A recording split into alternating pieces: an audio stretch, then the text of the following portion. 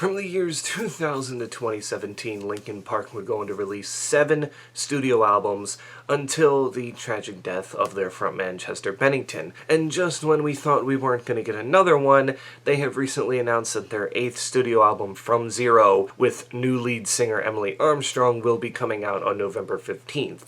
So I thought, why not take a look at the 7 albums that they were able to release with Chester Bennington and kind of give them some sort of formal review in a way, because I feel like it is different from a lot of people.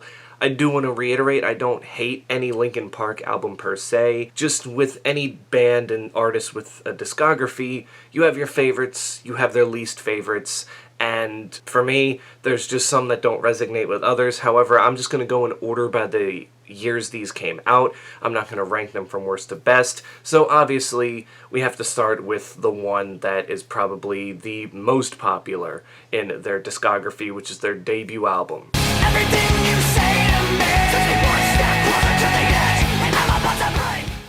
There's going to be a lot of people that are going to be pissed at me for saying this, but Hybrid Theory has aged probably the worst of any of the older Linkin Park albums. Like, at least the things you can say about the other ones that have come out is they may have been a little too ahead of their time, so they kind of have aged correctly. But with Hybrid Theory, it definitely has that, like, oh, you can tell what period this came out when music, especially rock in itself, was doing a lot of the rap rock and all this kind of stuff. Like, it didn't necessarily feel original, it was different in its own way, but there were plenty of other bands that were kind of doing this sound, and of course it's got a lot of the classics on here. Paper Cut and One Step Closer is a great bang bang to start the album off. You got a single like Points of Authority, which I don't think it's enough credit. In the End is one of the more pop-leaning singles that they had, and it is still great, although I will say the song Crawling is a very overrated song, and I will stand by that. Very, very overplayed. But then you got a song like A Place for My Head, which I don't know how that wasn't made a single. It's still a fan favorite to this day. And everything else on the record, I mean, it's cohesive enough, but there's definitely songs on here that I remember listening to a lot as a kid that don't resonate with me a lot now as an adult, and this album in particular is not one that I usually just go back and listen to freely. Again, there's songs on here that I do, but when it comes from listening to it from start to finish, it's a lot harder to do that. And again, I think it's just because of the way it's aged and how I don't necessarily feel that same connection to it as I do now at 26 when I did as like a, we'll say, 8-year-old and hearing this kind of music for the first time. So with Hybrid Theory, although it's still a great record, I have definitely found it being on the bottom of my list towards a lot of the Linkin Park discographies. I've become so numb, I can't feel you.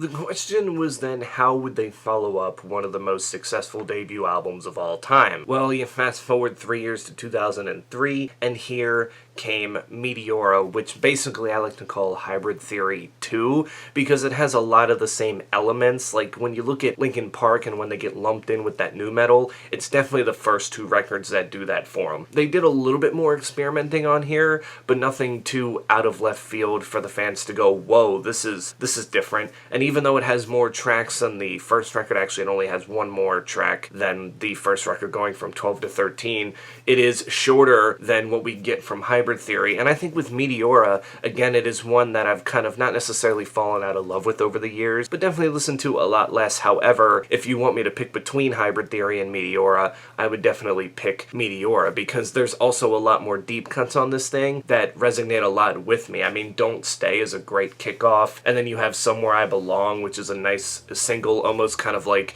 what they did with In the End, where they let kind of like the more pop-leaning single kind of dictate how people would feel about it. Then you go from Lying From You and Hit the Floor, 2 of the most underrated songs in the discography that I think need to get more love, especially Hit the Floor. But then Easier to Run is just an annoying song. Like, it's one of my least favorite Linkin Park songs, probably because it tries to be crawling, but it doesn't have that same, how do you say, energy and pizzazz that I would expect from a song like that. And all the other stuff is pretty listenable. I mean, obviously, Numb is the big track on here that everybody remembers, and it's a great song, but I would definitely recommend people go and listen to this album from start to finish, because there's just a lot here, and it really starts to kind of show you what Linkin Park as a band would be, even though they would change their song later down the line. I bleed it out, digging deeper just to throw it away. I bleed it out, digging deeper just to... Then we have what would be at the time their longest period between albums, as in 2007 the long-awaited third studio album Minutes to Midnight would release from Linkin Park. Now, why did this album take so long? Well, because everybody, or at least mainly Mike and Chester, were off doing their own side projects. I mean, around this point in time, Mike had released the Fort Minor solo project, and I believe this was also around the time that Chester started the side project Dead by Sunrise. So there was a lot of different stuff going on here, and when this record finally came out, I remember the hype being real, and to a lot of people's surprise, there was a change in sound. Linkin Park wasn't a nu metal band anymore. They kind of went down the alt-rock path, and especially with the lead-off single, What I've Done, you can definitely see that there was going to be a change there. But again, I thought it was a change for the better, because if you sound the same on your first two albums, it's better to change what you do on your third record than kind of stay the same, because then it becomes a little too stale. And even though when I look at Minutes to Midnight, this is probably, I would say, my second least favorite Linkin Park record, it's mainly because the singles carry this thing, and then when it comes to the deep cuts, there's not a ton that I would say are great. I mean, No More Sorrow, Valentine's Day, In Between are nice deep cuts, but I've heard better from Linkin Park's non-singles than this, and it just gets to a point too where the album kind of jumps around. You'll get this, high-powered, just in-your-face kind of song like Giving Up, and then go right into a softer song like Leave Out All the Rest, so you don't necessarily know what mood you're supposed to have. But again, I think this record really kind of started to show what the band was capable of outside of just writing these heavy songs with screaming and rapping in them. It really started to show a creative side, and it made them, well, let's just say, not boring. It was going to show you that from here on out, you don't know what to expect from our albums, and neither do we until we start writing them. This is not the end, this is not the beginning. Just a voice like a riot rocket every revision. Then fast forward 3 years later, and actually as I'm filming this, it's been 14 years to the day since this record has been released. Probably what I would say is the most divisive Linkin Park album that they ever put out. That is A Thousand Suns. This was a record that would definitely redefine what the band would be, as they would use a lot more electronic elements that we would see in the later albums to come. Even though still kind of having that rock presence, they were using a lot more of a pop rock kind of sound to create these new albums. And with A Thousand Suns, it's also the first one that kind of follows this concept of war and, what war does to not just, the world, but to families who have people who are in the military and are a part of it, this, that, and the other. And it's 15 tracks, although it's like 6 interludes and 9 actual songs. It's their longest album to date, clocking in at almost 48 minutes. And to me, this has grown over the years to be my favorite Linkin Park record. Like, if you ask me now what my number one Linkin Park album would be, it would be this one. And I know I'd probably be in the minority of that field, but this one kind of felt genuinely emotional. Not that all their other records didn't, but I feel like with the way Chester, goes and sings, and it's less screaming, and you got Mike doing, taking more moments on the mic with his singing and rapping, it just kind of comes together nicely. I mean, really the only single that hit big on this record was Waiting for the End, but they also had the lead-off single, The Catalyst, Iridescent, which was used for Transformers 3. Underrated songs like Burning in the Skies, When They Come For Me, Robot Boy, Riches and Kings, that just carry this album to the fullest. And then it finishes off with an emotional track, The Messenger, that it's so hard to listen to, but it's one of those tracks that's so hard to listen to in a good way, because the way Chester sings, just the mixture of the singing and the kind of like the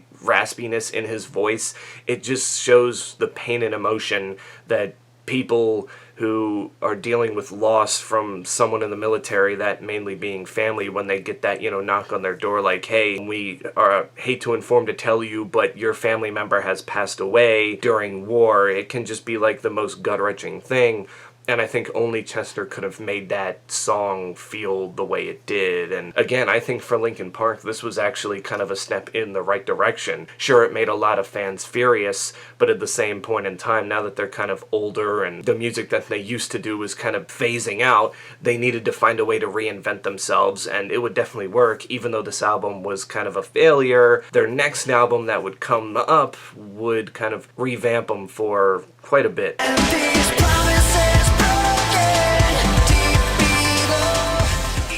As for the first time in the band's history, they have now taken less than 3 years to follow up an album, as just 2 years, or at least a little under 2 years, I should say, since 1,000 Suns released. Their 5th studio album, Living Things, came out, and they had their big comeback single, Burn It Down, because remember when I said Waiting for the End was like the biggest single on 1,000 Suns? Well, that was promptly later in time. But when Burn It Down came out, it was huge. It was everywhere. They were playing it on pop stations, they were playing it on rock stations, and this is when Linkin Park kind of started to mix everything they had done well in their first 4 records together. The electronic elements, the heavier rock elements to the more pop-leaning stuff. This was a record that I would say was more easier listening than what you would get from their other ones, whereas there was not necessarily just a concept to a whole record, but all these songs had some sort of different meaning in a way, and like I said, you get some very heavy moments on here, like Lies, Great Misery, Victimize,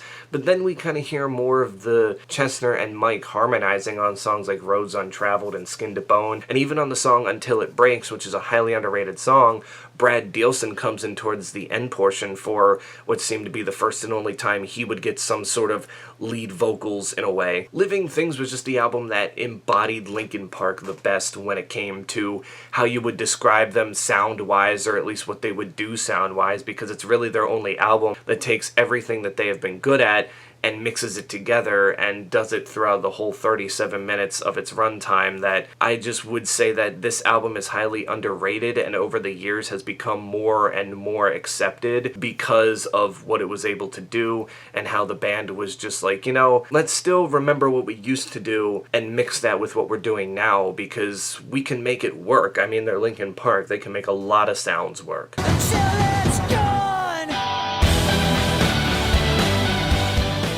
Then Linkin Park kind of did a 180 for their next album, as in 2014 they released The Hunting Party, which to this day I believe is their least successful album that they've ever put out, and I really don't know why. This was Linkin Park truly going back to like a full-out just rock form. Like, there really wasn't any electronic elements, and there wasn't a whole lot of pop elements. Like, they were here to just rock your socks off again. It wasn't a return to that nu metal sound, but it was definitely a return to their rock roots, and you definitely hear it right away once the opening track, Keys to the Kingdom, starts playing and Chester's just growling the chorus. You're like, oh, okay, this is definitely Linkin Park going back to being heavy, and again, that's just what this record is. Does it have its kind of softer moments? Yes, but even the softer songs on this record are high intensity, and they kind of put everything together. And I remember making this album the way it was kind of intentional, as Mike Shinoda kind of said, you know, at the time, rock was kind of in a lost place, so they just wanted to make a pure rock album for people to rock out to, and it stinks to say that this album doesn't get enough recognition. Heck, even on their recent Greatest Hits album, they had at least one song off of every record, except for this one, even though I don't know why you couldn't put, like, Guilty All the Same or Until It's Gone on there. I don't know, that's just me, but this is my second favorite Linkin Park record because it's just straight and to the point. There's no kind of experimenting that makes you go, whoa, that's way out of left field. It's just a typical Linkin Park rock album, and that's why I've always kind of liked it. Like, I even remember just loving this thing the first time it came out, because it was almost like you never thought they were going to go back to doing this, and yet here they were.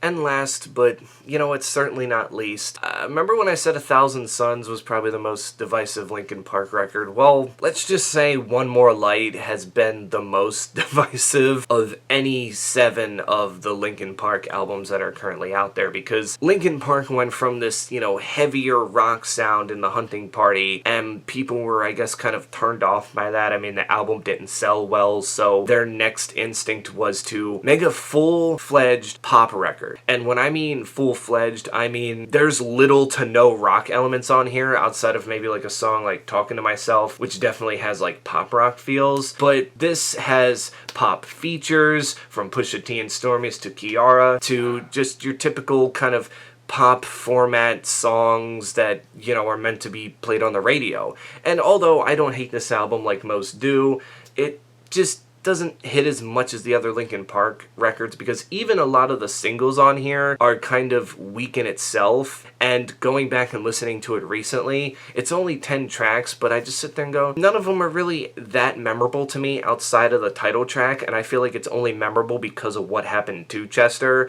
and that now kind of is like the theme song to like how we feel about not just Chester but people in our lives.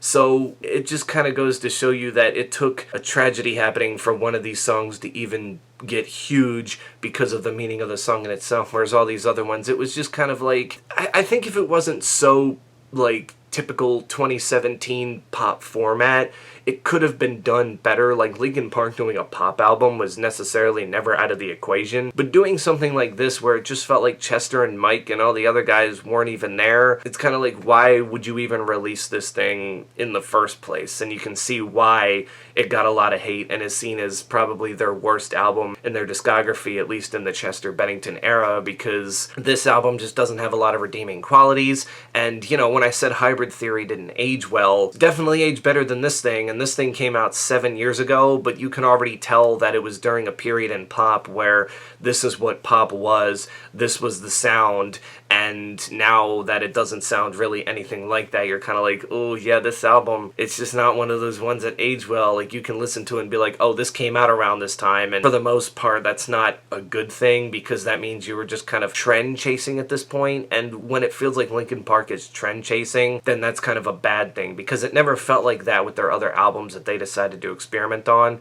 but this one in particular, it was just kind of like, meh. And I mean, I guess it kind of got saved when they did release the track Friendly Fire, which was like an unreleased studio song that they had that they finished to put on the Greatest Hits album. That one kind of helped it a little bit because Friendly Fire's a nice song, but all in all, I feel like even if you added it to the album, it really wouldn't do much outside of just be there. So again, that's just another song on this record that's only popular because of when it was released and why it was released, rather than, oh yeah, it was just a good song from the get-go. Like, I still like this album in places, but it's very hard for me to go back and listen to in its entirety because, one, not a lot of Mike Shinoda. Two, it just, like, it's not, like, the pop music that I enjoy or like. Like, I like pop music, but this was definitely during that time where I was just not necessarily listening to pop because it was just bland radio fodder. And even though it's Linkin Park's, I believe, shortest album to date, it feels a lot longer. Like, a lot of these songs carry on longer than they need to, and that kind of just becomes a problem in the end. So all in all, there you go. That's kind of, I want to say, mini reviews of each of the 7 Linkin Park albums that came out during the Chester Bennington era, and I am definitely looking forward to the new album coming out in November with the new era of the band, new lead singer, everything, just to kind of see how that turns out, because with the recent single, it sounds like they're going back to making this kind of just strictly kind of rock music, and it's something that I can definitely get down with, and it gives us at least more to judge Emily Armstrong off of vocal-wise, rather than just one song and a bunch of live performances of songs that she didn't sing, because let's be honest, when she sings the Emptiness Machine live, the first single they released with her, it feels right because, well, that's the song that she created with them, so you don't necessarily attach Chester's vocals to it.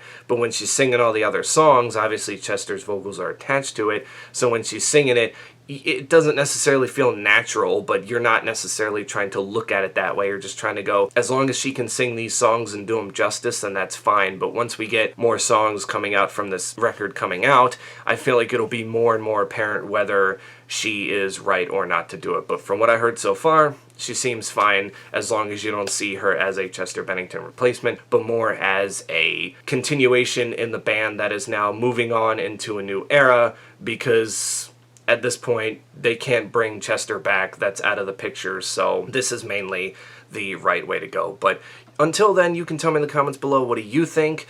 And I will catch you all in the next one.